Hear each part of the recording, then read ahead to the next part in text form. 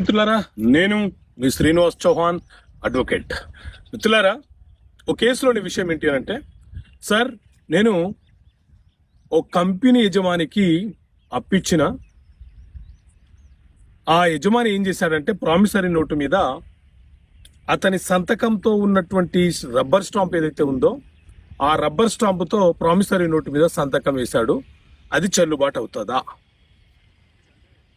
So మిత్రులారా, మన దేశంలో ఉన్న negotiable instrument act, NI act అనే చట్టంలో ప్రామిసరీ నోట్ అంటే ఏంటి, చెక్కులు అంటే ఏంటి, బిల్ ఆఫ్ ఎక్స్చేంజ్ అంటే ఏంటి అనే అంశాల గురించి వివరణ ఇస్తుంది. అలాగే ఇండియన్ స్టాంప్ యాక్ట్ కూడా ప్రామిసరీ నోటు గురించి వివరణ ఇస్తుంది. అయితే ప్రామిసరీ నోటు అనేది ఎన్ఐ యాక్టులోని సెక్షన్ 4 ప్రకారంగా ఎవరైతే అప్పు తీసుకుంటున్నారో ఆ వ్యక్తి ప్రామిస్ చేస్తూ వడ్డీతో సహా ఇంతకాలంలోపు నీకు తిరిగి చెల్లిస్తానని రాసిచ్చే పత్రమే ప్రామిసరీ నోటు.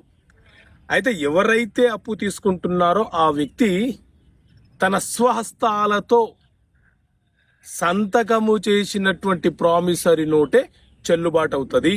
అలా కాకుండా ఈ రబ్బర్ స్టాంపులతో చేసే సంతకాలకు విలువ ఉండదు, అది చెల్లుబాటు కాదు. ఓకే.